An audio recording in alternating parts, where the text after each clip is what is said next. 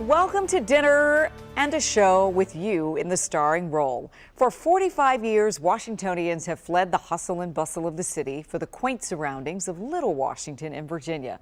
The Inn at Little Washington learned just last night it will keep its 3 Michelin stars, and it is still redefining what country opulence and fine dining is all about. Hi. Hi. Well, hello and So welcome good to Little see you. Washington. Thank you. So happy to have you here on such a gorgeous day. It is. We met visionary owner and chef Patrick O'Connell in his happy place, less than 70 miles southwest of the city he once called home, the other Washington. This world-renowned culinary sanctuary with fans around the world started out as an old building with an uncertain future. 45 years ago, the room we're sitting in had been the grease pit, and the lift to take the cars up was in the center of this space here. And our first guests in 1978 would often come in and say, "Last time I was in this building, I was having my car greased." When I opened the restaurant here, of course, everybody thought I was insane, and they were partly right. Back then, the meals were just $4.95, but a review in the Washington Star changed everything about the elevated dining in the little-known town of Washington, Virginia. The reviewer claimed it to be the best restaurant in a radius of 150 miles. And then, because it was still very cheap, all of DC descended on us. And 45 years later, it is still the place to be. It's earned every award, along with 3 Michelin stars. This is the place where celebrities and the political elite come to celebrate. We have arrived. We like to think of it as living theater, and if there's one thing that differentiates us from all other American restaurants, it's probably that sense that it's more than dinner. It's dinner and a show, and it's the guest who is the star. But before you even take your seat, the team is taking your pulse. We rate the moods of the guest on a 1 to 10, so the whole staff can be alerted if somebody has a low mood rating. And we How would you know that? body language, intuition. They try to never say no to a guest, but there are times when the Inn at Little Washington has received an unusual request. So we did have a very famous performer, singer, whose name escapes me for good reason. But she sat down and the waiter said, "May I bring you anything to start?" And she said, "A 7-ounce tin of caviar, a mirror, and a razor blade." And that was unexpected. Extraordinary is expected every day, but I'm told the team here at the Inn doesn't take themselves too seriously, like the time they put mannequins in the restaurant during the pandemic. It gave you the feeling, especially at night, that people were here. And then we got a theater company to dress them. And then we went further, we were feeding them. These days, tables are full, especially the ones in a certain part of the restaurant. You don't want anybody behind you. You want to see what's coming. You want to see what's coming at all times. So you usually find that corner tables protected from the back are most enjoyed. The hallmark of service here means the team is always trying to surpass expectations, which leads us to this room, the conservatory. It is the newest space within the Inn and one of the many changes Chef O'Connell is bringing to this quaint town. When you come in, you really don't know if you're indoors or outdoors because you're both. Our new expansion will take place behind this wall, and all of this will be connected to a new courtyard, a new arrivals area, and a kind of a carriage house in the rear. To see more of the transformation, we took a walk outside. We call this meadow the Field of Dreams. Would you like to take a ride on the carriage? I'd love that. Okay, all right. It's the best way to see the town.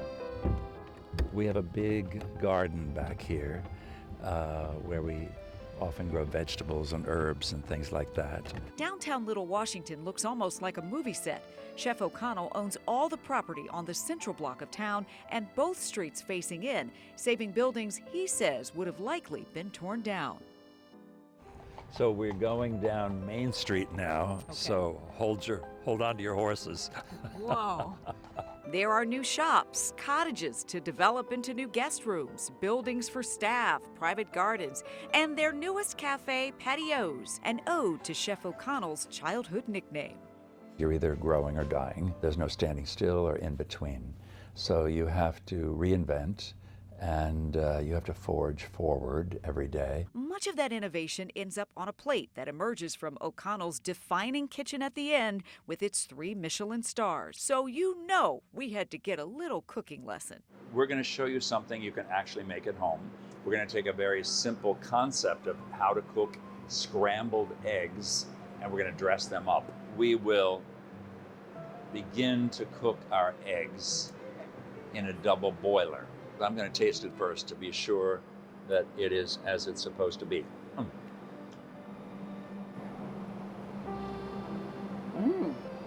Ooh, the truffle's amazing.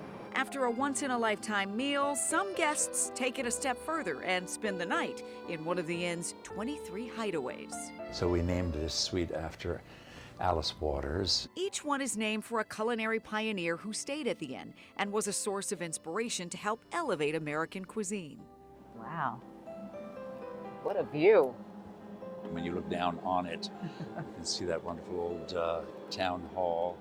And this is the site of our new expansion over here on that lot. With a careful eye always on the details, you'll often find Chef O'Connell tasting food by day and driving around at night looking for burned out light bulbs. And sometimes he gets to take in all that he's created in his second hometown. The air is extremely clean, invigorating, good for the appetite. Which is what this is all about. That's right. Stay hungry. A metaphor for life. Stay hungry. Now, if you can get a room and a meal at the inn, it's going to cost you. That $4.95 meal is now a multi-course, around $350 a person before taxes and gratuity. And that does not include the spirits. By the way, if you like that egg recipe, you can try it at home. We've got a longer version of this story also on our website. But listen, if you want elevated dining that's not going to break your bank, we took you into Patios. It is delicious. It's within reach. The starters are around teens. The lunch starts around the 20s. Dinner's highest item was about $52. So, and don't even talk to us about the pastries and the dessert. So it was hungry, ridiculous. So amazing. By the way, the Inn at Little Washington is the only 3-star Michelin restaurant in the D.C. area and is now one of only 13 across the country. You have to earn those stars every year. So every year they wait to find out, just like everybody else, did we get it? Did we keep it? Clearly they did. And a lot of you apparently have stories, great stories about your time at the inn. So if you've got one, share it with me at Leslie Foster on Instagram, Facebook, and X. It's still so weird to say. To go X. from the grease pit in '78 to that? I know, it's pretty amazing. I mean, clearly Chef O'Connell had a vision and could see the things that were possible before a whole lot of people could. And now you recipe. can, right, and now you can see the entire transformation of Washington, Virginia. It looks like a movie set, and you know what? The chef takes that as a compliment. That's awesome. You got to cook us up some scrambled eggs, okay?